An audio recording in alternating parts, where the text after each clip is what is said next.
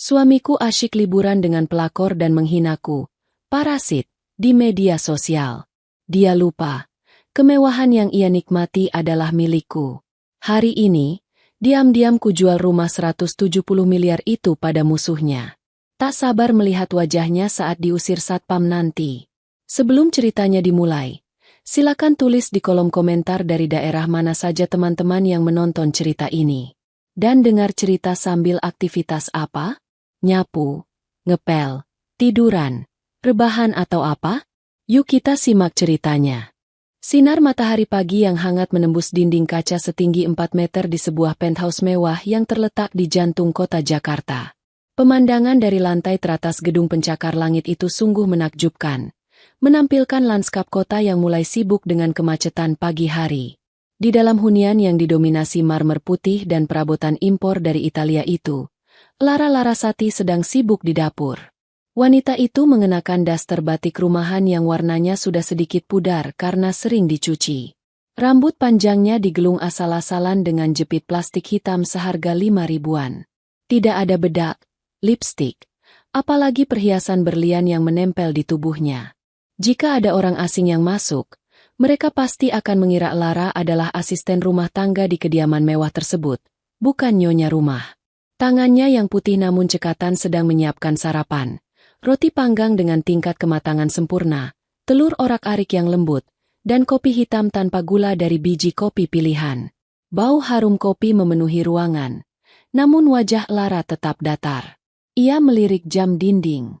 Pukul 6 tepat. Sebentar lagi, Raja, di rumah ini akan bangun. Benar saja, 5 menit kemudian, pintu kamar utama terbuka. Rian Adijaya keluar dengan wajah bantal yang masam. Ia mengenakan piyama sutra yang licin, sutra asli yang harganya bisa untuk makan satu keluarga selama sebulan. Rian berjalan menuju meja makan tanpa menatap Lara. Langsung duduk dan membuka tabletnya untuk membaca berita bisnis. Kopinya, Mas. Ucap Lara pelan sambil meletakkan cangkir porselen di samping tangan Rian. Rian menyesapnya sedikit, lalu berdecak. Kurang panas. Lara, kamu ini sudah berapa tahun jadi istri? Masak air saja tidak becus. Gerutunya pedas. Lara tidak membantah. Ia hanya menunduk sedikit. Maaf, Mas. Aku buatkan yang baru. Sudah, tidak usah. Nanti aku terlambat. Kamu memang lamban. Potong Rian dengan nada tinggi. Ia meletakkan cangkirnya dengan kasar hingga sedikit isinya tumpah ke meja marmer. Lara segera mengambil lap untuk membersihkannya. Sementara Rian berdiri dan berjalan ke arah kamar ganti. Lara mengikutinya dari belakang. Tugas rutinnya belum selesai. Ia harus membantu suaminya berpakaian. Di dalam walk-in closet yang luasnya melebihi kamar tidur rumah subsidi, berderet jas-jas bermerek mahal. Armani, Hugo Boss, Jekna. Semua tertata rapi berdasarkan gradasi warna. Pakai yang biru dongker hari ini, Mas? Tanya Lara sambil mengambil satu setelan yang sudah ia setrika licin semalam. Terserah. Yang penting aku terlihat berwibawa. Aku mau bertemu klien penting sebelum berangkat ke bandara. Jawab Rian sambil mematut diri di cermin besar. Ia merapikan rambutnya yang dipangkas model undercut kekinian. Lara membantu memakaikan jas ke tubuh suaminya, merapikan kerahnya, dan menyimpulkan dasi dengan gerakan terlatih. Rian sama sekali tidak mengucapkan terima kasih. Baginya, pelayanan ini adalah kewajiban mutlak seorang istri yang tidak bekerja. Dengar, El, ucap Rian sambil memutar tubuhnya menghadap Lara. Tatapannya merendahkan, menyapu penampilan Lara dari ujung rambut hingga ujung kaki. Nanti siang aku berangkat ke Paris. Perjalanan bisnis. Mungkin seminggu atau 10 hari. Kamu jaga rumah. Jangan keluyuran tidak jelas. Iya, Mas. Hati-hati di jalan. Jawab Lara patuh. Rian merogoh saku jas bagian dalamnya, lalu mengeluarkan dompet kulit. Ia mencabut satu kartu kredit dan melemparkannya ke atas meja rias di samping mereka. Kartu itu berbunyi tuk saat mendarat di permukaan kayu yang keras. Itu kartu tambahan. Limitnya cuma 5 juta. Pakai buat belanja kebutuhan dapur selama aku pergi. Ingat, Jangan boros. Jangan beli barang-barang tidak berguna. Aku cari uang itu susah payah. Banting tulang siang malam. Bukan untuk kamu hambur-hamburkan buat beli baju baru atau skincare yang tidak ngefek itu. Lara memandangi kartu kredit berwarna silver itu. Limit 5 juta? Untuk biaya makan di penthouse dan perawatan apartemen selama 10 hari? Padahal biaya maintenance gedung ini saja jauh di atas itu. Namun, Lara tidak protes. Ia mengambil kartu itu dan menyimpannya di saku daster. Terima kasih, Mas. Ucapnya singkat. Rian mendengus. Merasa puas melihat kepatuhan istrinya. Ia merasa seperti raja yang dermawan. Ya sudah. Siapkan koperku. Masukkan ke bagasi mobil. Aku mau sarapan dulu sebentar. Lara menyeret koper Rimowa hitam, yang harganya puluhan juta, keluar dari kamar. Ia mengangkatnya sendiri, membawanya turun ke lobi menggunakan lift pribadi, dan memasukkannya ke bagasi mobil sedan sport Eropa milik Rian. Sopir pribadi Rian sudah menunggu di sana. Saat Lara kembali ke atas, Rian sudah siap di pintu depan. Ia tidak mencium kening istrinya, tidak memeluknya. Ia hanya melambaikan tangan sekilas tanpa menoleh. Kunci pintu. Jangan biarkan orang asing masuk. Perintahnya sebelum pintu lift tertutup. Hening. Suasana penthouse yang tadinya tegang karena aura dominasi Rian, kini perlahan mencair. Lara menghela napas panjang. Bahunya yang tadi sedikit membungkuk kini tegap kembali. Ia berjalan menuju jendela besar, melihat mobil suaminya meluncur keluar dari gerbang apartemen, menembus kemacetan Jakarta menuju bandara. Ting! Bunyi notifikasi terdengar dari ponsel Rian yang tertinggal di atas meja konsol dekat pintu masuk. Tidak. Rian membawa ponselnya. Itu bunyi dari iPad yang terhubung, sync, dengan akun WhatsApp Rian. Rian sering lupa mematikan sinkronisasi ini jika sedang buru-buru. Lara mendekati iPad tersebut. Layarnya menyala, menampilkan pesan pop-up. Sally sekretaris. Sayang, aku sudah di gate 3. Gak sabar deh liburan berdua sama kamu di Paris. Love you. Jangan lupa beliin coklat buat istri bodohmu itu biar dia gak curiga hihi. Lara membaca pesan itu tanpa ekspresi. Tidak ada air mata yang jatuh. Tidak ada isak tangis histeris layaknya istri yang teraniaya di sinetron. Hatinya sudah lama membeku untuk Rian. Ini bukan pertama kalinya. Sudah berkali-kali Rian bermain api, dan Lara selalu tahu. Namun, selama ini ia diam. Ia memberi kesempatan. Sekali, 2 kali, hingga tak terhitung. Sally. Gumam Lara pelan. Ia tahu siapa wanita itu. Sekretaris baru yang baru bekerja 6 bulan lalu. Muda, cantik, dan ambisius. Tipe wanita yang disukai Rian untuk memuaskan egonya. Lara meletakkan iPad itu kembali. Kesempatan terakhirmu sudah habis, Rian. Bisiknya pada ruangan kosong itu. Ia berjalan menuju ruang kerjanya yang terletak di sudut penthouse. Ruangan itu selalu terkunci. Rian tidak pernah masuk ke sana karena Lara bilang itu hanya gudang tempat ia menyimpan barang-barang bekas peninggalan orang tuanya yang miskin. Rian yang jijik dengan barang rongsokan tidak pernah mau repot-repot mengeceknya. Lara mengeluarkan kunci dari kalung yang tersembunyi di balik dasternya. Klik. Pintu terbuka. Ruangan itu dingin dan berbau harum aromaterapi sandalwood. Di dalamnya, tidak ada barang rongsokan. Yang ada adalah sebuah meja kerja minimalis dari kayu jati solid, sebuah kursi ergonomis Herman Miller, dan 3 layar monitor besar yang mati. Lara duduk di kursi empuk itu. Tubuhnya yang tadi terlihat rapuh dalam balutan daster kini memancarkan aura kekuasaan yang kuat. Ia menekan tombol power. Ketiga layar menyala serentak. Grafik-grafik saham bergerak naik turun dengan cepat. Angka-angka berderet memenuhi layar. Data aset properti, obligasi pemerintah, dan kepemilikan saham mayoritas di berbagai perusahaan multinasional terpampang jelas. Di salah satu layar, terlihat total valuasi aset pribadi atas nama Lara Larasati Adijaya. Jumlahnya bukan jutaan, bukan miliaran, tapi triliunan rupiah. Rian Adijaya, pria yang melempar kartu kredit limit 5 juta itu, tidak pernah tahu siapa sebenarnya wanita yang ia nikahi 5 tahun lalu. Ia mengira Lara adalah gadis yatim piatu yang beruntung dinikahi pria mapan sepertinya. Ryan mengira penthouse ini adalah hasil kerja kerasnya mencicil, padahal Lara yang membelinya tunai dan memanipulasi dokumen seolah-olah Ryan yang membayarnya agar ego suaminya tidak terluka. Ryan mengira mobil-mobil mewahnya adalah hasil bonus tahunan perusahaannya, padahal itu adalah hadiah diam-diam dari Lara yang disalurkan melalui bonus fiktif dari investor bayangan. Lara adalah investor bayangan itu. Jari-jari lentik Lara menari di atas keyboard. Ia membuka profil perusahaan Ryan, Adijaya Corp. Perusahaan yang 80% modal operasionalnya disuntik oleh dana pribadi Lara melalui perusahaan cangkang, Shell Company, di luar negeri. Kamu pikir kamu raja, Ryan? Lara terkekeh pelan. Tawanya terdengar miris namun penuh ancaman. Kamu cuma boneka yang benangnya sedang aku pegang. Dan sekarang, aku bosan main boneka. Lara menutup laptopnya sejenak. Ia melihat pantulan wajahnya di layar hitam.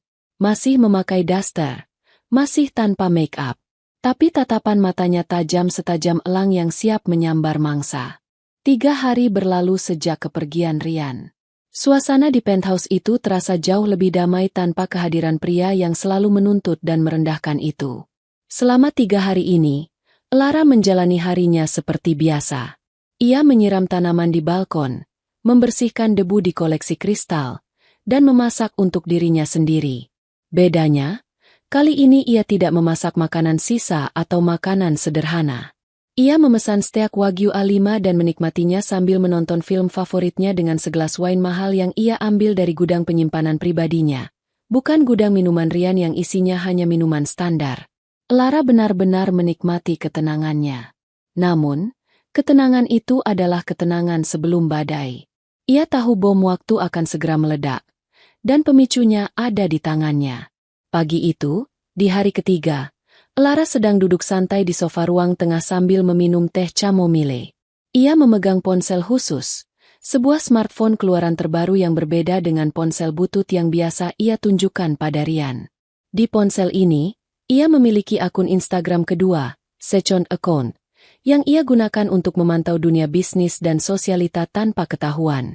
Ryan, dengan segala kebodohannya, lupa memblokir atau menyembunyikan story Instagramnya dari akun ini. Atau mungkin, Ryan terlalu percaya diri bahwa istri, kampungan-nya tidak main Instagram. Sebuah notifikasi muncul.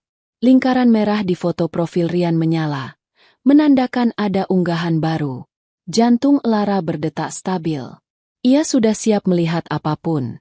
Jarinya menekan ikon profil itu.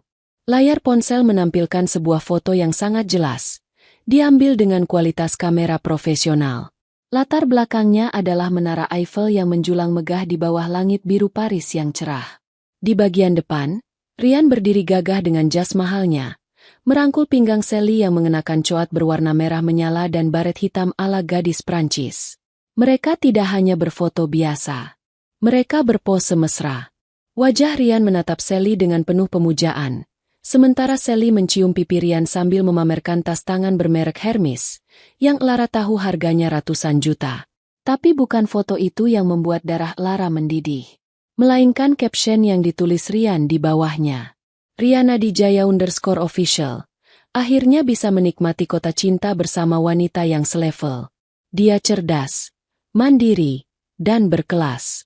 Wanita istimewaku yang tahu cara membawa diri. Tidak seperti istriku di rumah, hanya parasit yang bisanya menadah tangan, pakai daster seharian, dan tidak punya otak untuk diajak diskusi bisnis. Hidup itu harus dikelilingi berlian, bukan batu kali. Paris Lavril partner nomor parasite. Lara membaca tulisan itu sekali, 2 kali, 3 kali. Kata, parasit, ditulis dengan huruf kapital. Lara tidak menangis. Ia tidak melempar ponselnya ke dinding. Ia justru meletakkan ponsel itu perlahan di atas meja marmer.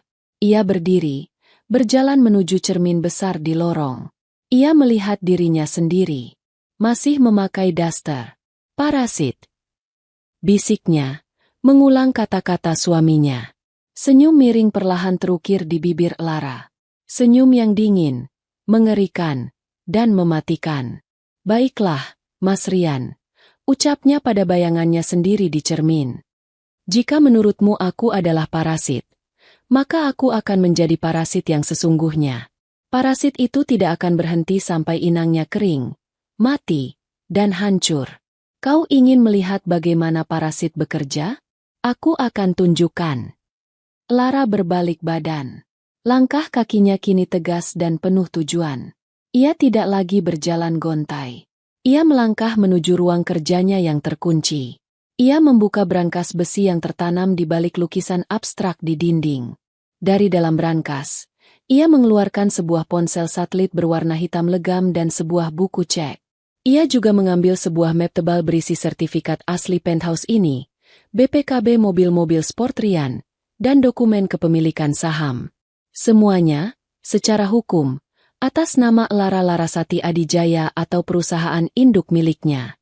Rian hanya memiliki hak pakai, yang sewaktu-waktu bisa dicabut. Lara mengaktifkan ponsel satelit itu. Ia mencari satu nama di daftar kontak yang sangat pendek. Nama itu adalah satu-satunya orang yang ia percaya, cinta masa kecilnya, sekaligus sahabat yang ia tinggalkan demi menikahi Rian karena dibutakan oleh cinta bodoh 5 tahun lalu. Lara menekan tombol panggil. Tut, tut. Hanya 2 kali nada sambung. Panggilan itu langsung diangkat.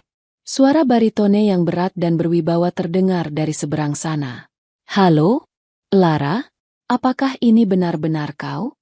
Sudah 3 tahun kau tidak menyalakan nomor ini. Lara menarik napas dalam-dalam, menekan segala emosi yang bergejolak di dadanya. Adrian, panggilnya. Suaranya tenang, namun mengandung ketajaman pisau bedah. Ada apa, El? Apa Rian menyakitimu lagi? Tanya Adrian. Nada suaranya berubah khawatir namun waspada. Adrian adalah CEO dari firma hukum terbesar di negara ini, sekaligus pewaris tunggal grup perbankan raksasa. Dia tahu segalanya tentang siapa Lara sebenarnya. Adrian, kau benar, jawab Lara. Matanya menatap tajam ke arah foto pernikahan dirinya dan Rian yang terpajang di dinding ruang kerja. Dia sampah. Hening sejenak di ujung telepon. Lalu terdengar helaan napas lega dari Adrian. Aku sudah bilang itu sejak 5 tahun lalu, El. Tapi kau keras kepala. Aku tahu. Aku bodoh. Tapi sekarang aku sudah bangun. Kata Lara tegas. Aku butuh bantuanmu. Sekarang juga. Apapun untuk Tuan Putri, jawab Adrian cepat. Katakan, apa yang harus kulakukan? Likuidasi aset, Gria Kencana. Sekarang, perintah Lara tanpa keraguan. Gria Kencana adalah nama aset penthouse mewah tempat ia berdiri sekarang. Ya, rumah ini. Jual kepada siapa saja yang bisa membayar tunai hari ini juga. Kau serius? Itu rumah kesayangan ibumu. Adrian terdengar kaget. Rumah ini sudah kotor. Adrian. Sudah tercemar oleh napas pria sombong itu dan janji-janji palsunya. Aku tidak menginginkannya lagi. Jual beserta isinya. Full furnished. Baik. Kebetulan sekali. Saingan bisnis Rian, Pak Gunawan, sudah lama mengincar unit penthouse di gedung itu. Dia pernah menawar 2 kali lipat harga pasar tapi kau tolak. Dia pasti senang mendengarnya. Jual pada Gunawan. Pastikan transaksinya selesai hari ini. Aku mau uangnya masuk rekening offshore sebelum matahari terbenam. Beres. Ada lagi. Lara menatap layar laptopnya yang masih menyala, menampilkan grafik saham perusahaan Rian. Satu lagi. Tarik. Dana hantu. Dari perusahaan Rian. Semuanya. Kosongkan modal operasionalnya. Aktifkan klausul pelanggaran moral dalam kontrak investasi. Adrian tertawa kecil. Tawa yang menyiratkan kepuasan. Ah, kill switch. Aku sudah menunggu momen ini bertahun-tahun. Dengan senang hati, Nyonya, perusahaannya akan kolaps dalam hitungan jam setelah penarikan dana.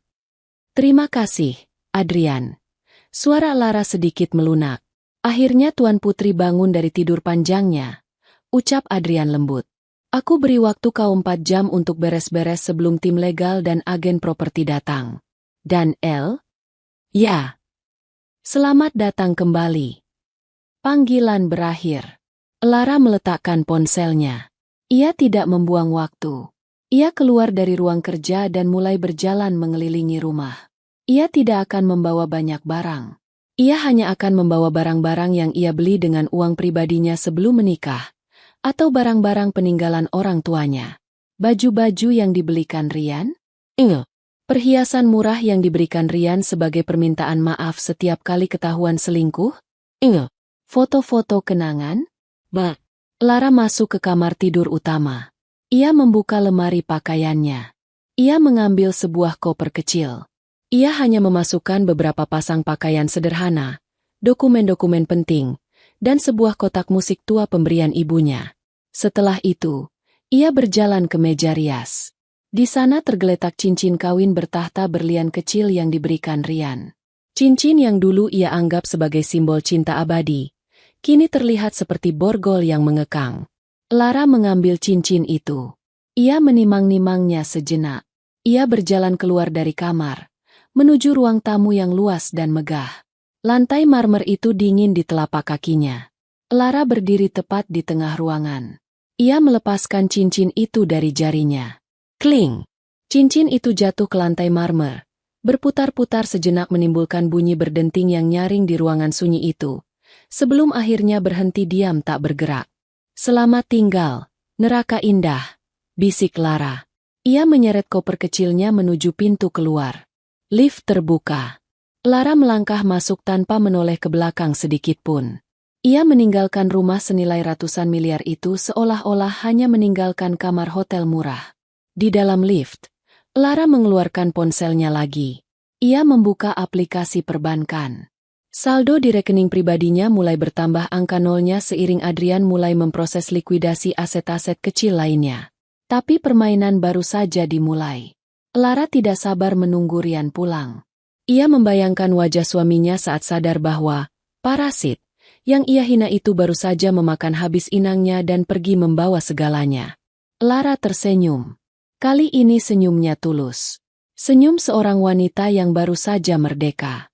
Lara berdiri di lobi apartemen mewah itu dengan koper kecil di samping kakinya. Meski baru saja memutuskan untuk menghancurkan hidup suaminya, wajahnya tampak tenang, seolah ia hanya sedang menunggu taksi untuk pergi ke pasar. Namun, yang datang bukanlah taksi biasa. Sebuah iring-iringan 3 mobil sedan hitam mengkilap berhenti tepat di depan lobi. Satpam gedung yang biasanya arogan langsung membungkuk hormat ketika melihat plat nomor khusus pada mobil paling depan. Seorang pria turun dari kursi belakang. Tubuhnya tinggi tegap, dibalut setelan jas tripiece warna abu-abu arang yang memancarkan aura kekuasaan. Adrian Mahendra, CEO firma hukum Mahendra O Partners sekaligus pewaris tunggal grup perbankan Mahendra. Pria yang seharusnya menjadi masa depan Lara jika saja 5 tahun lalu ia tidak buta oleh rayuan gombal Rian. Adrian berjalan mendekat, melepas kacamata hitamnya. Matanya yang tajam melembut seketika saat bertatapan dengan Lara. Tanpa banyak bicara, ia merentangkan tangannya. Lara, yang selama ini membangun tembok pertahanan diri yang kokoh, merasakan retakan kecil di hatinya. Ia membiarkan dirinya dipeluk sejenak oleh sahabat masa kecilnya itu. Kau terlihat kurus, El, bisik Adrian. Nada suaranya menyiratkan kemarahan yang tertahan, bukan pada Lara, tapi pada pria yang membuat Lara seperti ini. Aku sedang diet dari hubungan yang beracun, jawab Lara datar, melepaskan pelukan itu. Timmu sudah siap. Adrian mengangguk. Ia menjentikan jarinya. Dari 2 mobil di belakangnya, keluar 6 orang pria dan wanita berpakaian formal membawa tas kerja dan tablet. Mereka adalah tim likuidasi aset terbaik yang dimiliki firma hukum Adrian. Pasukan khusus yang bisa memindahkan kepemilikan gedung pencakar langit dalam hitungan jam. Ayo naik lagi, ajak Adrian. Kita selesaikan ini sebelum si brengsek itu mendarat di Paris. Lara mengangguk. Mereka kembali masuk ke dalam lift pribadi. Kali ini, Lara tidak merasa sendirian. Sesampainya di penthouse, Adrian langsung memberi komando. Buka semua akses. Inventarisir barang-barang milik Lara yang ingin disimpan. Sisanya, barang-barang milik Rian Adijaya. Masukkan ke dalam kardus atau kantong sampah. Prioritaskan dokumen perusahaan di ruang kerja. Tim itu bergerak cepat dan senyap seperti pasukan elit. Lara duduk di sofa ruang tamu, menyaksikan kesibukan itu. Ia melihat salah satu staf memasukkan koleksi parfum mahal Rian ke dalam kotak kardus biasa, memperlakukannya seperti barang loak. Adrian duduk di samping Lara, membuka tabletnya. Sambil mereka bekerja, kita urus urat nadinya. Perusahaan Rian Adijaya Corp. Lara menatap layar tablet yang disodorkan Adrian. Di sana terpampang struktur permodalan perusahaan Rian. Terlihat jelas bahwa 80% modal kerja berasal dari angel investor, berinisial ELA Holdings yang berbasis di Cayman Island. Rian selalu membual pada media bahwa dia membangun perusahaan dari nol, ujar Lara sinis. Dia lupa, nol itu tidak ada nilainya tanpa angka 1 di depannya. Dan akulah angka 1 itu. Kontrak investasinya sangat ketat. L. Klausul 14B. Penyandang dana berhak menarik seluruh modal secara sepihak tanpa pemberitahuan jika penerima dana terbukti melakukan tindakan amoral yang mencoreng citra investasi. Adrian mengetuk layar. Foto Instagramnya bersama selingkuhannya itu sudah cukup sebagai bukti hukum yang sah. Lakukan. Adrian. Tarik dananya. Sekarang, perintah Lara dingin. Bagaimana dengan gaji karyawannya? Jika kita tarik sekarang, bulan depan mereka tidak gajian, tanya Adrian, mencoba memastikan sisi kemanusiaan Lara. Lara terdiam sejenak. Ia bukan monster. Sisakan dana pesangon untuk staf level bawah. Tapi kosongkan dana operasional direksi, dana pemasaran, dan bekukan aset kantor. Aku ingin Rian pulang ke kantor yang lampunya bahkan tidak bisa menyala karena belum bayar listrik. Adrian tersenyum kagum. Cerdas. Baiklah. Jari Adrian menari di atas layar. Ia melakukan otorisasi ganda. Dalam hitungan detik, sebuah notifikasi muncul di layar. Transfer out. IDR 45 miliar. 45 miliar rupiah. Sukses. Itu adalah uang tunai yang ada di rekening perusahaan Rian. Uang yang seharusnya digunakan untuk proyek besar bulan depan. Kini, saldo perusahaan itu nyaris nol. Selesai, kata Adrian. Saat ini, bagian keuangan kantor Rian pasti sedang panik karena saldo mereka tiba-tiba merah. Telepon akan mulai berdering di kantornya. Tepat saat itu, salah satu staf Adrian keluar dari kamar tidur utama membawa beberapa setelan jas Rian. Pak Adrian, Bu Lara, lemari pakaian Tuan Rian sudah kosong. Apakah sepatu-sepatunya juga? Semuanya, jawab Lara. Jangan sisakan satu kaos kaki pun. Jika tidak muat di kardus, buang ke tempat sampah di basement. Aku tidak mau ada jejak DNA-nya tertinggal di sini. Staf itu mengangguk patuh dan kembali bekerja. Lara menatap sekeliling ruangan yang mulai terlihat kosong. Lukisan-lukisan abstrak pilihan Rian, yang dibayar pakai uang Lara, sudah diturunkan. Vas bunga impor sudah dipak. Kau tahu, L. Adrian memecah keheningan. Ibumu pasti bangga melihatmu hari ini. Dia selalu bilang kau terlalu lembut. Tapi hari ini, kau membuktikan bahwa kelembutanmu memiliki batas. Mata Lara berkaca-kaca mendengar kata, Ibu. Ibunya meninggal 2 tahun lalu karena sakit, dan Rian bahkan tidak mau menemani Lara di rumah sakit karena alasan, rapat penting.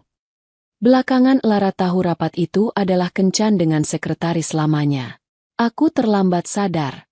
Adrian. Seharusnya aku mendengarkanmu sejak dulu. Yang penting kau sudah bangun sekarang. Adrian menggenggam tangan Lara. Sekarang, fokus ke langkah selanjutnya. Siapkan mentalmu. Pembeli rumah ini akan datang 30 menit lagi. Lara menarik napas panjang, menguatkan hati. Siapa perwakilannya? Bukan perwakilan. Pak Gunawan sendiri yang datang.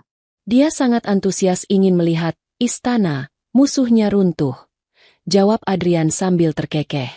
Lara memperbaiki posisi duduknya. Ia merapikan rambutnya yang sedikit berantakan. Meski masih memakai daster rumahan, aura nyonya besar mulai kembali padanya. Kalau begitu, biarkan dia masuk. Aku akan menjual kerajaan ini di depan matanya. Suasana penthouse itu kini benar-benar hiruk-pikuk. Para staf firma hukum Adrian bekerja sama dengan agen properti yang baru saja tiba untuk melakukan verifikasi aset. Mereka mengecek kondisi marmer, kelistrikan, hingga sistem smart home. Semuanya harus dipastikan sempurna agar nilai jualnya tidak turun sepeser pun. Tepat pukul 11 siang, pintu lift terbuka.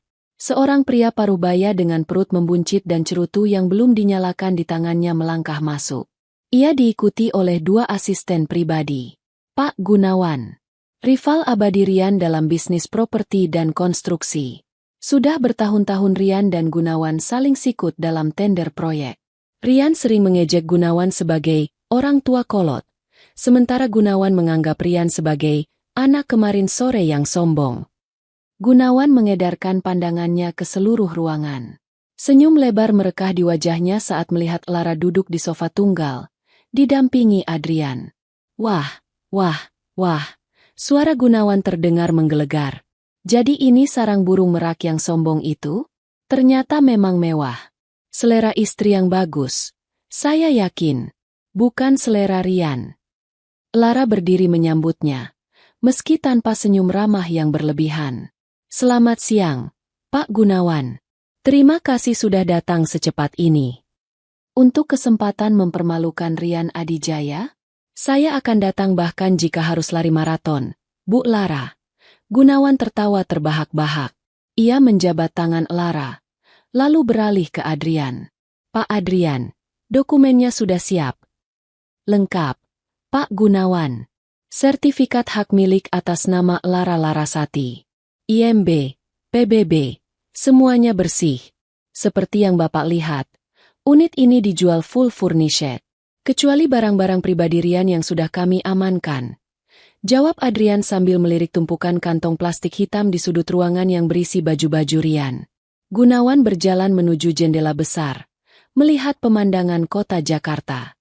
Rian selalu pamer pemandangan ini di setiap pertemuan asosiasi pengusaha. Dia bilang ini simbol kesuksesannya. Betapa ironisnya, ternyata sertifikatnya atas nama istrinya. Gunawan berbalik menatap Lara. Anda wanita cerdas, Bu Lara. Mengamankan aset sebelum perang. Saya hanya wanita yang realistis, Pak. Jawab Lara singkat. Jadi, bagaimana? Bapak setuju dengan harganya? 170 miliar. Tunai. Hari ini juga. Kata Gunawan tegas tanpa menawar. Bagi konglomerat sekelas Gunawan, harga itu pantas untuk lokasi seprestisius ini, ditambah kepuasan batin bisa merebut rumah musuhnya. Asalkan Rian tidak punya hak hukum untuk menggugat. Saya jamin 100%, potong Adrian cepat. Ada surat perjanjian pranikah yang menyatakan pemisahan harta. Aset ini dibeli Lara menggunakan warisan orang tuanya. Rian tidak punya hak sepeser pun. Bagus. Lakukan transaksinya. Gunawan memberi kode pada asistennya. Asisten itu membuka laptop, menghubungkan token bank korporat. Suasana hening sejenak. Hanya terdengar suara ketikan keyboard. Transfer diproses. Pak. Lapor asisten itu. Ting.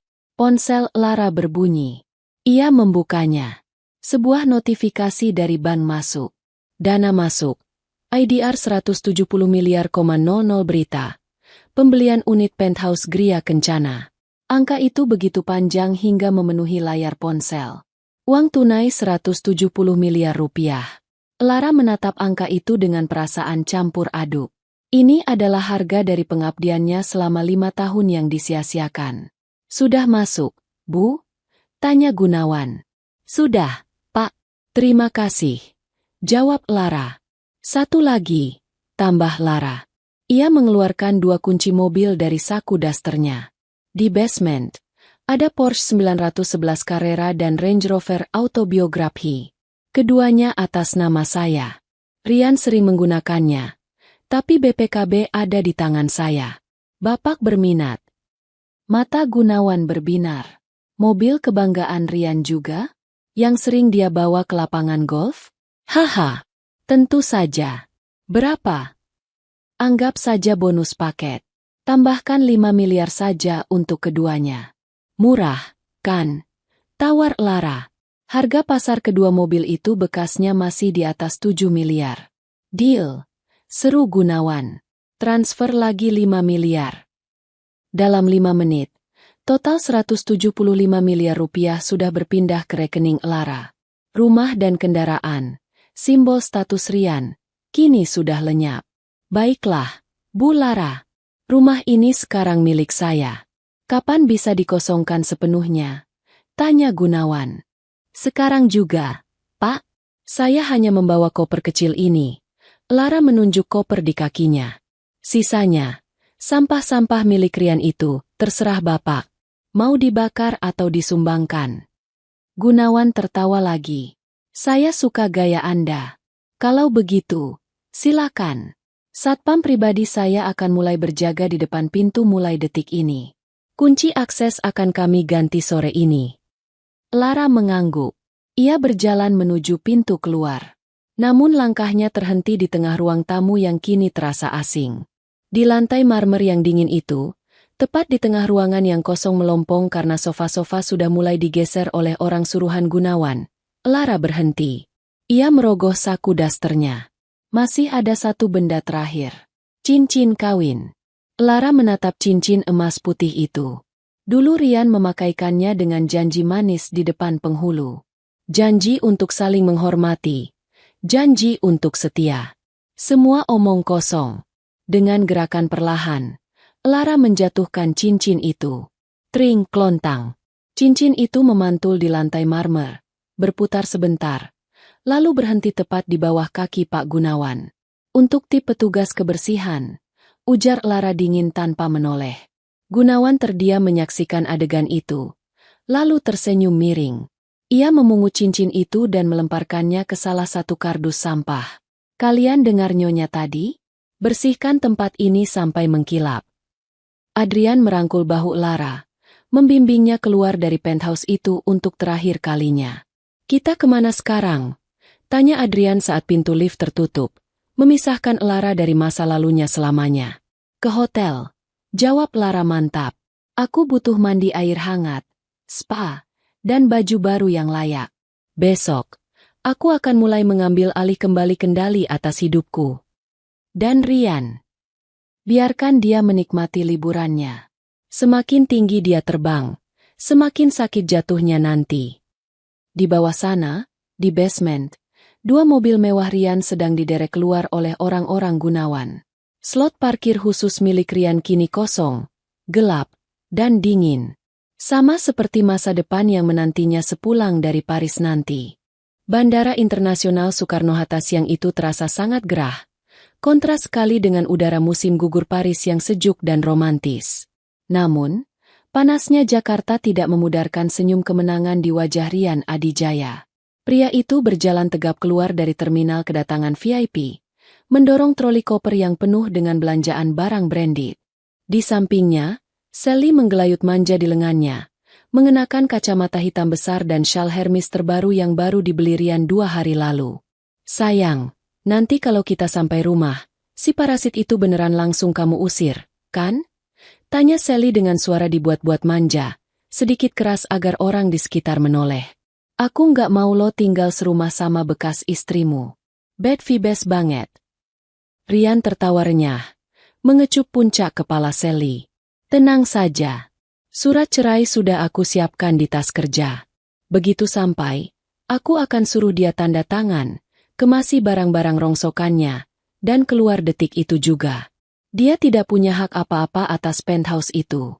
Itu rumahku, hasil keringatku. Asyik. Berarti nanti malam kita bisa redecora ke kamar utama dong. Sally bertepuk tangan kegirangan. Apapun untuk ratuku, jawab Rian sombong. Sepanjang perjalanan di taksi premium menuju apartemen, Rian terus membayangkan skenario yang akan terjadi. Ia membayangkan wajah Lara yang memelas. Menangis di kakinya memohon agar tidak diceraikan. Ia membayangkan Lara bersujud minta ampun. Imajinasinya tentang kekuasaan atas istrinya membuat adrenalinnya memuncak. Rian merasa di atas angin. Ia punya uang, punya kekasih cantik, dan karir yang, menurutnya, cemerlang. Lara hanyalah benalu yang sudah saatnya dibuang. Taksi memasuki kawasan hunian elit di Jakarta Selatan. Gedung apartemen Gria Kencana menjulang tinggi, simbol status sosial yang selalu dibanggakan Rian pada rekan-rekan bisnisnya. "Pak, langsung ke lobi utama ya," perintah Rian pada sopir taksi. Taksi berhenti di depan gerbang keamanan otomatis. Rian menurunkan kaca jendela. Ia mengeluarkan kartu akses penghuni berwarna emas dari dompetnya dan menempelkannya ke mesin pembaca kartu. Beep beep. Azit. Lampu indikator menyala merah. Palang gerbang tidak terbuka. Rian mengerutkan kening. Sialan, mesinnya rusak lagi. Gerutunya. Ia mencoba menempelkan kartu itu sekali lagi. Beep beep. Azit. "Pak, ada apa?" tanya sopir taksi bingung. "Sebentar, mesin bodoh ini error." Rian mulai emosi. Ia membuka pintu taksi dan keluar dengan wajah merah padam. Ia berjalan menuju pos satpam. "Woi, buka gerbangnya. Kalian tidak lihat ini mobil penghuni VIP?" Seorang satpam keluar dari pos. Tapi Rian tertegun sejenak. Ini bukan Pak Ujang atau Pak Asep yang biasa menyapanya dengan hormat dan membungkuk-bungkuk. Satpam ini berbadan tegap, berotot besar, mengenakan seragam hitam taktis yang berbeda, dan wajahnya sangat tidak ramah. Di dadanya tertulis nama, Tigor. "Maaf, Pak, kartu akses Anda sudah tidak valid. Silakan putar balik," ucap Tigor dingin, tanpa senyum sedikit pun. "Apa kamu bilang? Tidak valid?" Rian tertawa menghina. "Heh, kamu anak baru ya? Saya Rian Adijaya, pemilik penthouse unit 45A di lantai paling atas. Panggil manajermu ke sini. Berani-beraninya kamu menyuruh saya putar balik." Sally ikut turun dari mobil, mengipasi wajahnya dengan tangan. "Sayang, kok lama sih? Panas nih." "Ini nih, satpam baru tolong nggak tahu aturan." Rian menunjuk-nunjuk wajah Tigor. "Buka sekarang atau saya pecat kamu hari ini juga." Tigor tidak bergeming. Ia justru melipat kedua tangannya di dada. "Sistem data kami menunjukkan unit 45A sudah berganti kepemilikan 3 hari yang lalu. Nama Rian Adijaya sudah dihapus dari daftar penghuni. Anda dilarang masuk area privat ini." Rian terbelalak. "Ganti kepemilikan? Gila kamu ya? Itu rumah saya. Sertifikatnya ada di..." Rian terdiam. Ia ingat sertifikat itu disimpan di brankas Lara. Ah, pasti istri sialan itu lupa bayar iuran pengelolaan lingkungan sampai diblokir begini. Awas saja dia. Rian, yang sudah kepalang malu dilihat sopir taksi dan Sally, nekat menerobos palang pejalan kaki di samping gerbang. "Sayang, ayo jalan kaki saja sampai lobi. Nanti aku sikat pengelola gedung ini," ajak Rian menarik tangan Sally. "Maaf Pak, Anda tidak boleh masuk." Tigor dan satu rekannya menghadang. "Minggir, atau saya lapor polisi atas perbuatan tidak menyenangkan." Rian berteriak histeris. Keributan itu memancing perhatian penghuni lain yang lewat. Karena tidak ingin membuat keributan lebih besar di depan gerbang perumahan elit, dan melihat Rian yang mengamuk seperti orang gila, Tigor akhirnya mendapat kode dari ERPC-nya. Suara dari pusat komando memerintahkan untuk membiarkan Rian masuk hanya sampai lobi untuk diberi pelajaran. "Silakan, kalau Bapak memaksa. Tapi risiko tanggung sendiri," ucap Tigor sambil membuka jalan, tersenyum misterius. Rian mendengus kasar. "Nah, gitu dong.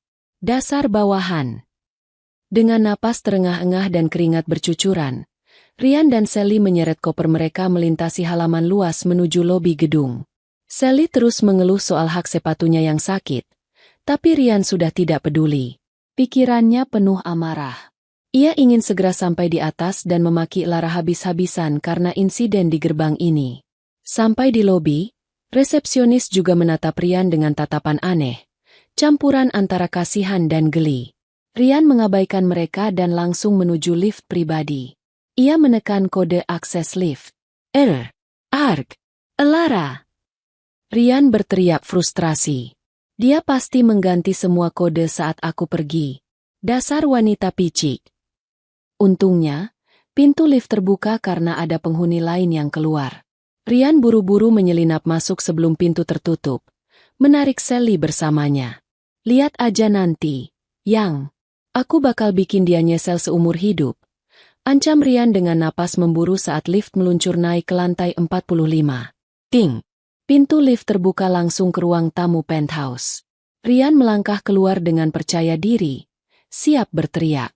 Hai parasit, keluar kamu. Apa-apaan kau mengunci? Kata-katanya terhenti di tenggorokan. Pemandangan di depannya membuatnya membeku. Ruang tamu yang biasanya penuh dengan barang-barang mewah kini tampak berbeda.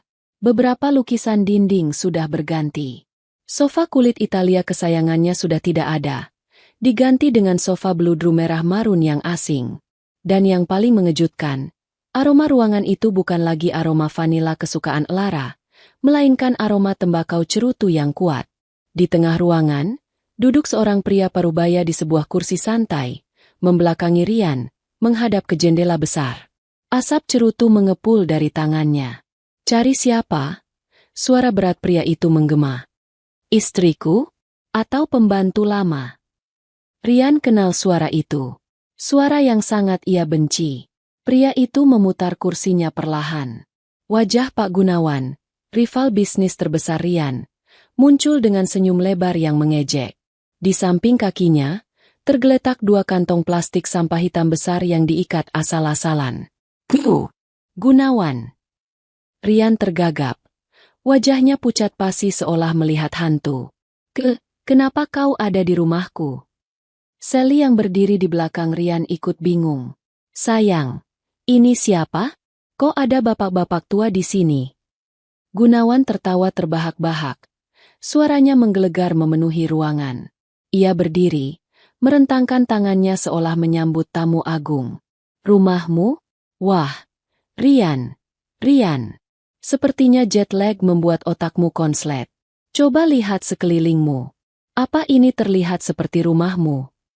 Keluar dari rumahku sekarang. Satpam. Rian berteriak panik. Mundur beberapa langkah. Bagaimana kau bisa masuk? Kau merampok ya? Jangan teriak-teriak. Rian. Tidak sopan bertamu di rumah orang. Potong Gunawan tajam. Ia mengambil sebuah map dari meja di sampingnya dan melemparkannya ke lantai. Tepat di depan sepatu Rian. Baca itu. Akta jual beli. Legal. Lunas. Rian dengan tangan gemetar memungut map itu. Matanya menyapu baris demi baris dokumen tersebut. Nama penjual. Lara Larasati Adijaya. Nama pembeli. Gunawan Santoso. Nilai transaksi. 170 miliar rupiah. Tanggal. 3 hari yang lalu. Duniaya serasa runtuh. Rian limbung. Hampir jatuh jika tidak berpegangan pada dinding. 3 hari lalu, saat aku di Paris. Gumam Rian tak percaya. Tapi ini rumahku. Aku yang tinggal di sini. Lara tidak punya hak. Istrimu. Ralat, calon mantan istrimu, adalah pemilik tunggal yang sah, Rian. Sertifikat atas nama dia. Kau. Namamu tidak ada dimanapun kecuali di tagihan kartu kredit yang menumpuk. Cemooh Gunawan. Dia menjualnya padaku. Tunai. Dan kau tahu bagian terbaiknya? Dia juga menjual Porsche dan Range Rover MU. Katanya, sampah, itu hanya memenuhi garasi. Mobilku. Rian memegang dadanya yang sesak. Mobil sport kebanggaannya, simbol maskulinitasnya, juga lenyap. Sayang. Maksudnya apa ini? Kita nggak jadi tinggal di sini? Tanya Sally mulai panik, menyadari situasi tidak beres. Diam kamu, bentak Rian pada Sally. Ia menatap Gunawan dengan mata merah menyala penuh kebencian. Ini penipuan. Lara menipuku. Aku akan tuntut dia. Aku akan tuntut kau sebagai penadah. Silakan, tuntut saja. Gunawan mengangkat bahu santai.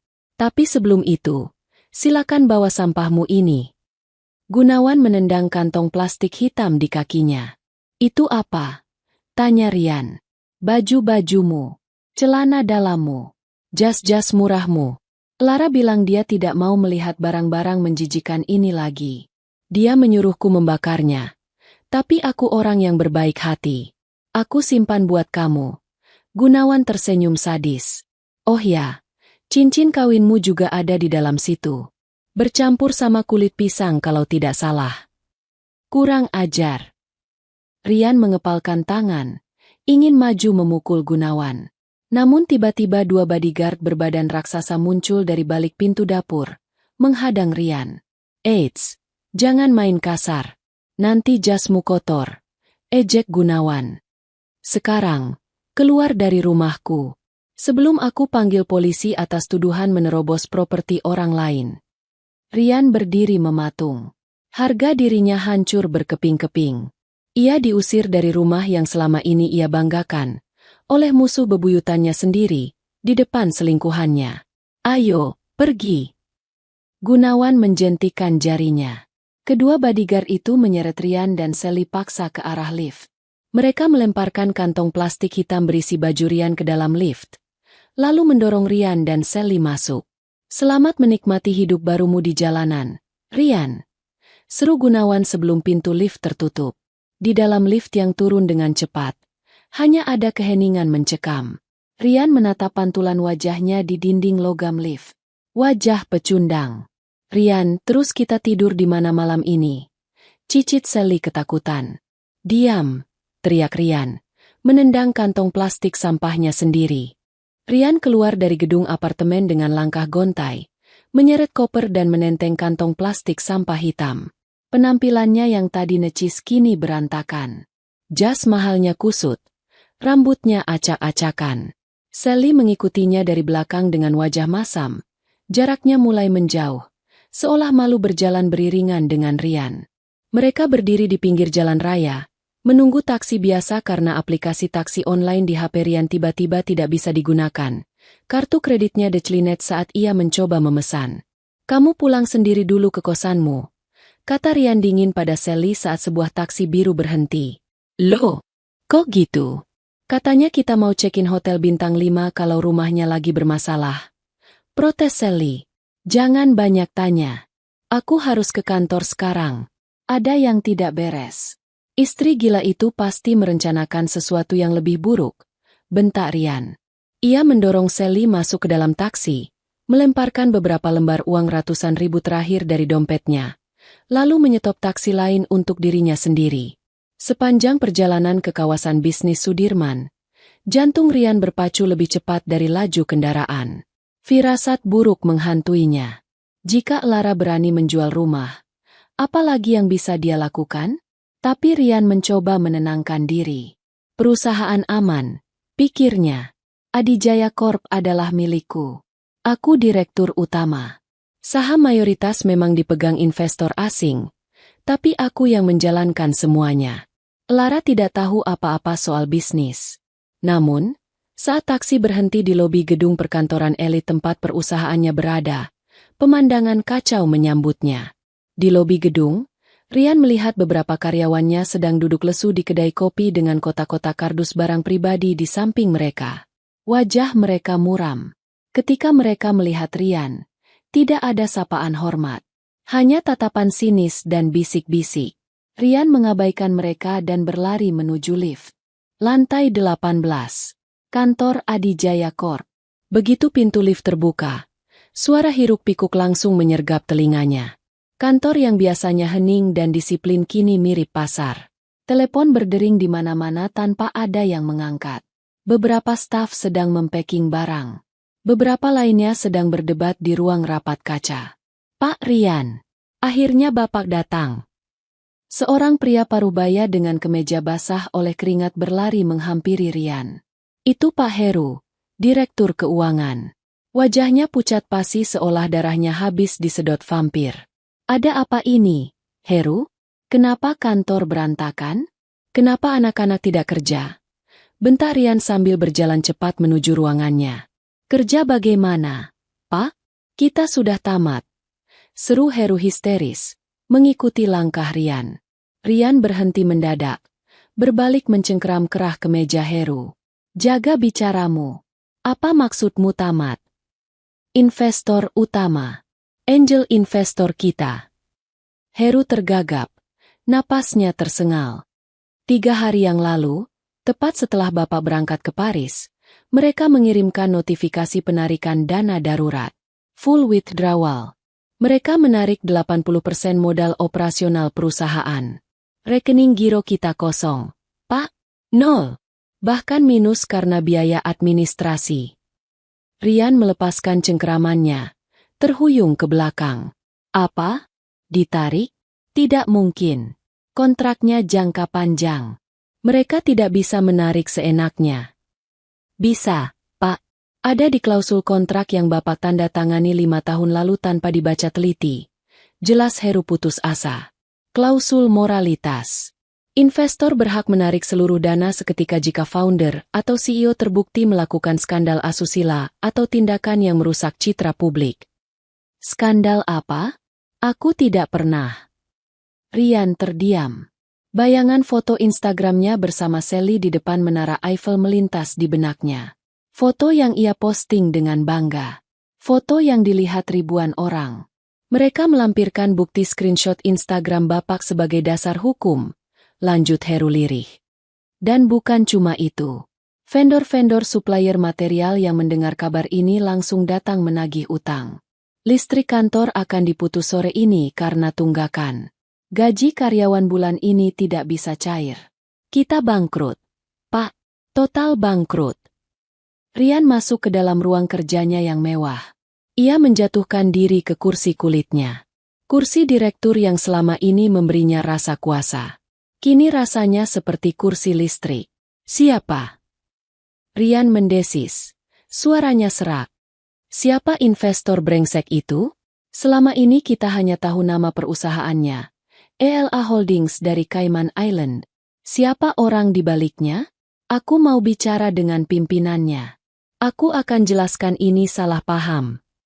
Ada email masuk dari kuasa hukum mereka sejam yang lalu. Pak, ditujukan pribadi untuk Bapak, kata Heru. Rian segera membuka laptopnya. Tangannya gemetar hebat saat mengetik password. Layar menyala. Ia membuka kotak masuk email. Email teratas. Pengirim, Mahendra O Partners Law Firm Subjek. Pemberitahuan likuidasi aset tuntutan hukum. Rian mengklik email itu. Isinya singkat, padat, dan kejam. Namun yang membuat mata Rian hampir keluar bukanlah isi suratnya, melainkan lampiran dokumen di bagian paling bawah.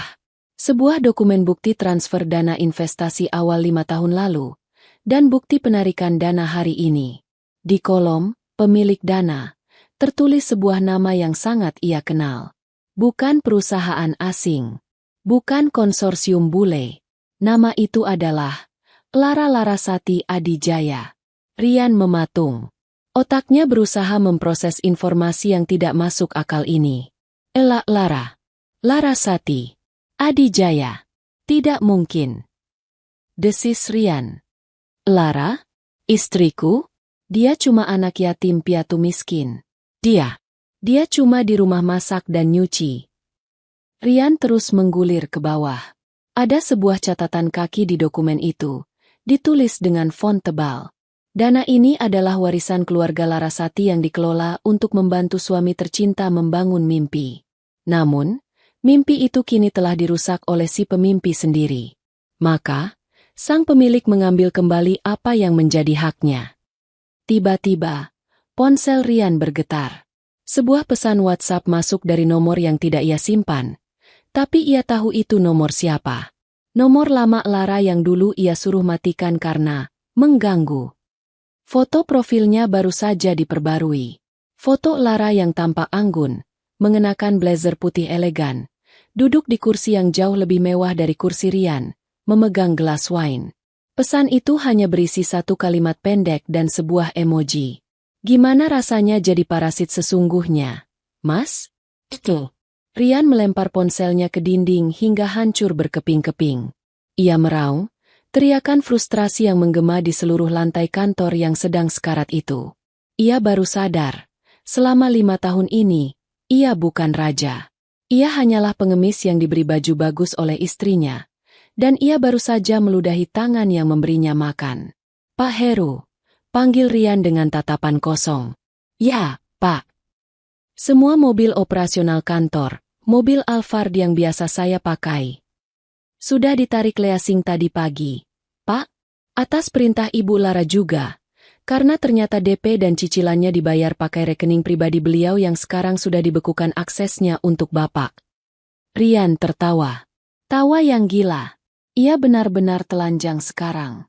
Tidak ada rumah, tidak ada mobil, tidak ada perusahaan, tidak ada uang.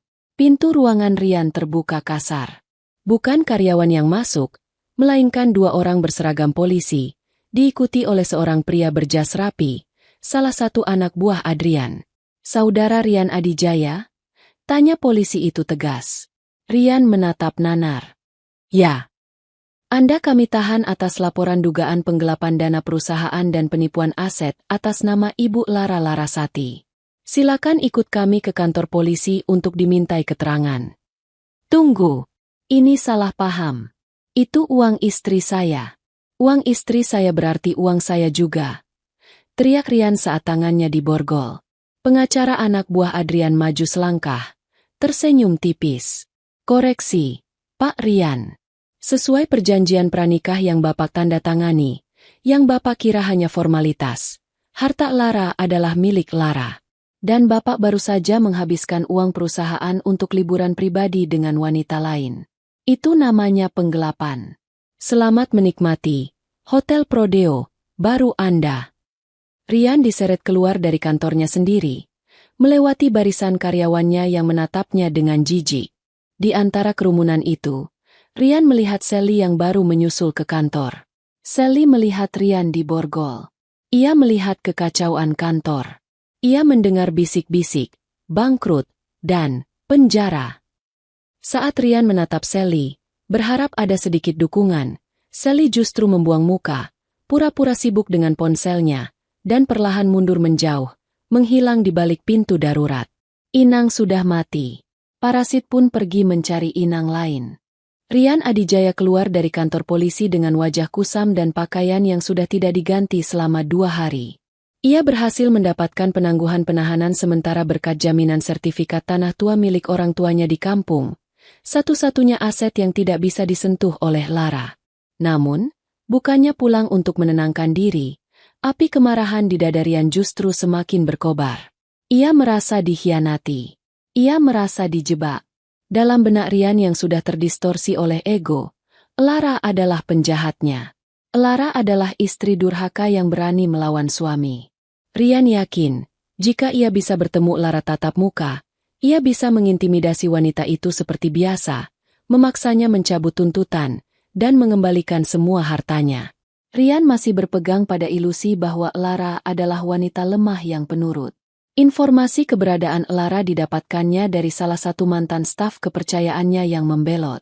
Lara dikabarkan menginap di Presidential Suite di Hotel The Grand Larasati, sebuah hotel bintang 5 paling mewah di Jakarta yang ternyata, baru Rian ketahui sekarang, masih satu grup dengan bisnis keluarga besar Lara. Rian memacu taksi sewaannya menuju hotel tersebut. Di belakangnya, sebuah taksi lain mengikuti. Di dalamnya ada Sally. Wanita itu belum sepenuhnya meninggalkan Rian. Ia masih berharap ini semua hanya mimpi buruk atau prank, dan Rian bisa membalikan keadaan. Sally butuh kepastian. Apakah Rian benar-benar bangkrut, atau masih ada sisa harta yang bisa ia nikmati? Sesampainya di lobi hotel yang megah dengan pilar-pilar marmer setinggi 10 meter dan lampu gantung kristal raksasa, Rian melangkah masuk dengan sisa-sisa keberaniannya. Namun, penampilannya yang kusut membuat petugas keamanan hotel segera waspada. "Maaf, Pak, ada yang bisa kami bantu?" Hadang seorang petugas keamanan berbadan tegap.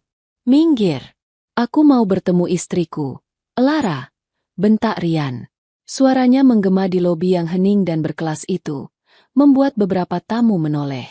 Tepat saat keributan terjadi, pintu lift VIP terbuka.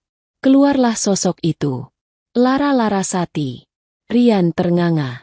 Selama 5 tahun menikah, ia belum pernah melihat Lara seperti ini.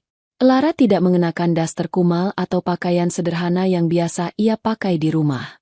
Wanita itu mengenakan gaun haute couture berwarna merah marun yang membalut tubuhnya dengan sempurna, memancarkan aura keanggunan yang mengintimidasi. Rambutnya ditata rapi, wajahnya dipoles make-up tipis namun tegas. Di lehernya melingkar kalung berlian yang kilauannya saja bisa membeli harga diri Rian. Lara dikelilingi oleh 4 orang bodyguard dan beberapa asisten yang sibuk mencatat ucapannya. Ia berjalan bukan seperti ibu rumah tangga, melainkan seperti ratu yang sedang memeriksa kerajaannya. "Lara!" teriak Rian, menerobos hadangan satpam. Lara berhenti. Ia menoleh perlahan. Tatapannya dingin. Tidak ada sedikit pun rasa takut atau rindu di sana. Ia mengangkat tangan kanannya sedikit, memberi isyarat pada bodyguardnya untuk membiarkan Rian mendekat. "Biarkan dia bicara," ucap Lara tenang. Rian mendekat dengan napas memburu. Jarak mereka hanya 2 meter, tapi rasanya seperti terpisah jurang yang sangat dalam. "Berani-beraninya kau, Lara." Rian menunjuk wajah Lara dengan telunjuk gemetar. "Berani-beraninya kau jual rumahku. Kau hancurkan kantorku. Kau permalukan aku di depan polisi. Dasar istri durhaka. Dasar parasit." Hening. Seluruh lobi menahan napas mendengar teriakan itu. Namun, Lara justru tertawa. Tawanya renyah, ringan, tapi menusuk tulang. "Parasit," ulang Lara geli. "Mas Rian, Mas Rian. Sepertinya kau masih belum sadar juga posisimu." Lara melangkah maju 1 langkah, membuat Rian secara refleks mundur karena terintimidasi oleh aura dominan istrinya. "Rumahmu?" tanya Lara dengan nada mengejek. "Coba kau cek sertifikatnya di Badan Pertanahan. Sejak awal kita menikah, rumah itu dibeli atas namaku. Uang siapa? Uang warisan ibuku. Kau hanya menumpang tidur dan makan di sana." "Perusahaanmu?" lanjut Lara. Suaranya makin tajam. "Adijaya Corp bisa berdiri tegak bukan karena kejeniusanmu berbisnis. Kau itu pebisnis yang buruk, Rian. Investasi bodohmu di sana-sini selalu rugi. Siapa yang menutupinya? Aku. ELA Holdings. Itu uangku. Tanpa suntikan danaku setiap bulan, perusahaanmu itu sudah bangkrut sejak tahun pertama." Rian menggelengkan kepala, tidak mau menerima kenyataan. "Bohong. Kau itu cuma wanita bodoh yang tidak tahu apa-apa." "Tanpa aku," potong Lara tegas. Matanya menatap tajam langsung ke manik mata Rian. "Kau hanyalah pria miskin dengan ego setinggi langit. Kau adalah parasit yang sesungguhnya. Kau menyedot hartaku, energiku, dan cintaku untuk membesarkan namamu sendiri. Dan sekarang, inangmu ini sudah lelah." Rian terdiam, lidahnya keluh. Fakta-fakta itu menghantamnya seperti palu godam. Tiba-tiba, sebuah tangan kekar merangkul pinggang Lara dengan posesif.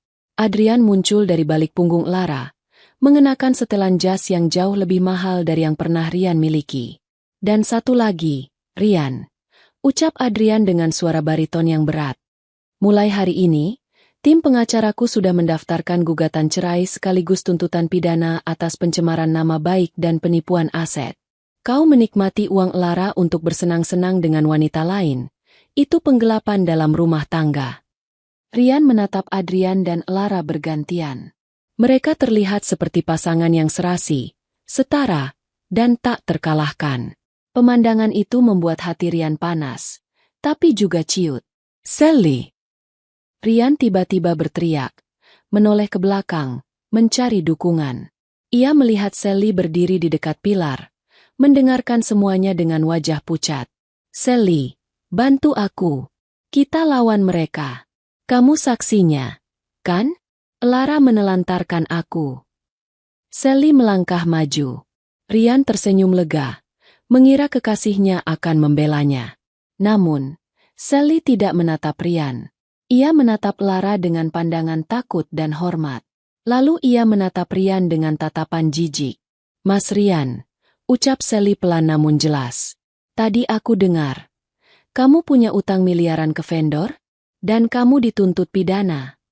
Itu bisa diurus nanti. Yang penting kita bersama. Maaf, Mas.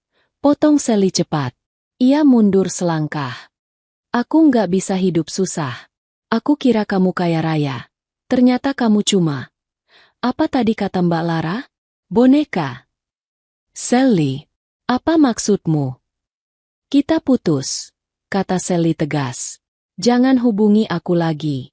Aku nggak mau terseret kasus hukummu. Tanpa menunggu jawaban, Sally berbalik badan dan berjalan cepat keluar hotel, meninggalkan Rian yang berdiri mematung sendirian di tengah lobi. Dunia Rian runtuh total.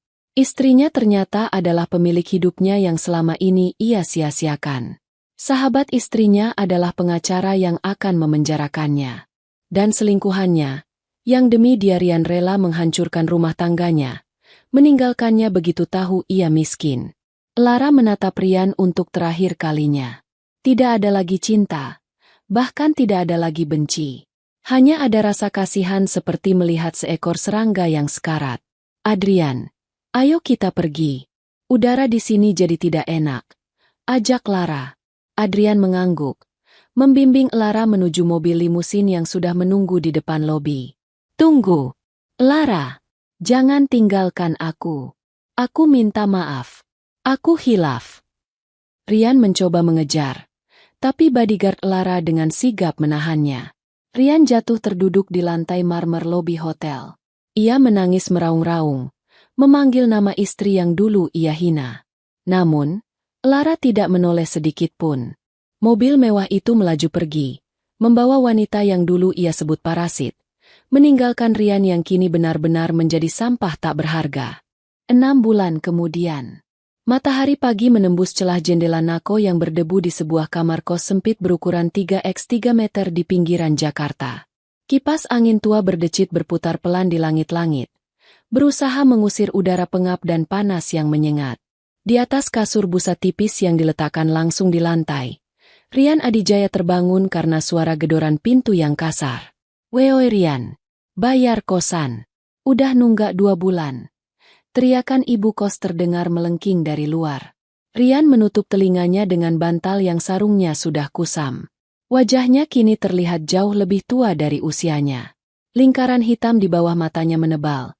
Rambutnya yang dulu selalu rapi dengan pomade kini gondrong tak terurus dan mulai memutih. Badannya kurus kering. "Iya, Bu.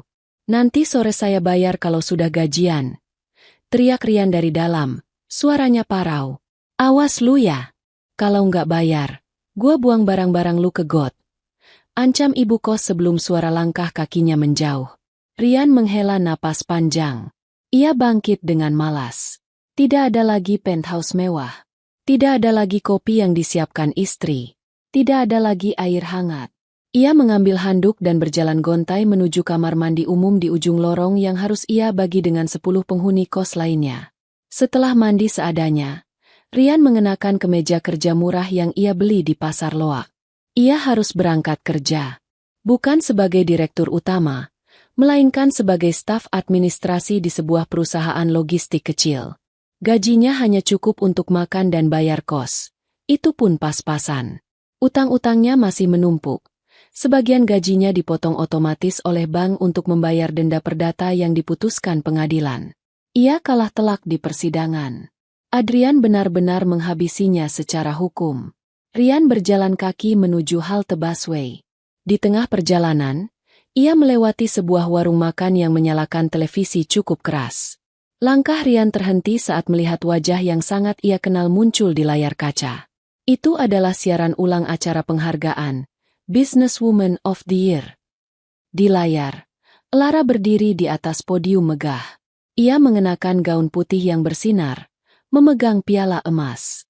Wajahnya berseri-seri, penuh percaya diri dan kebahagiaan.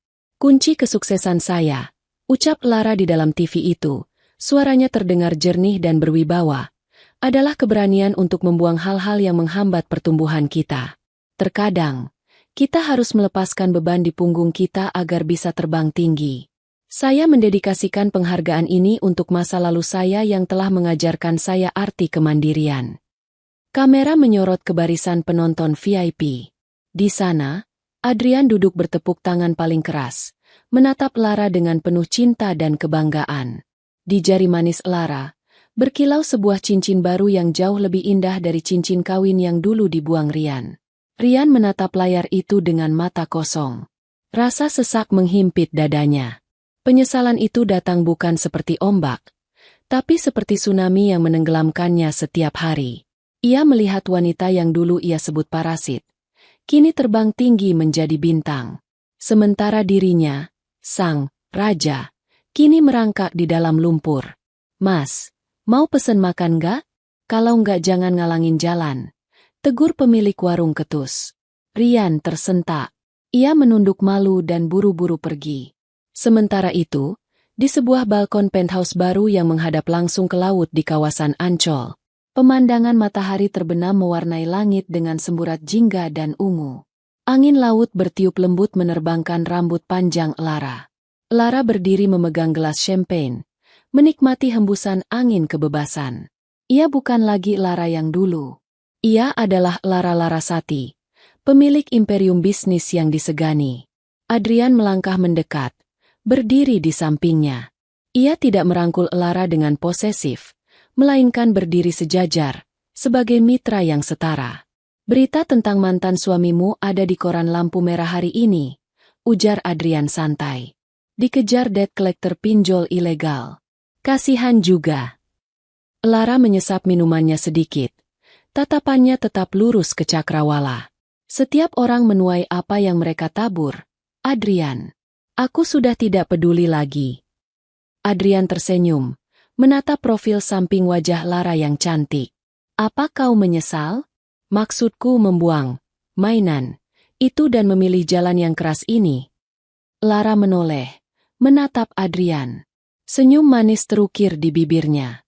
Senyum yang tulus, tanpa beban. "Sama sekali tidak," jawab Lara mantap.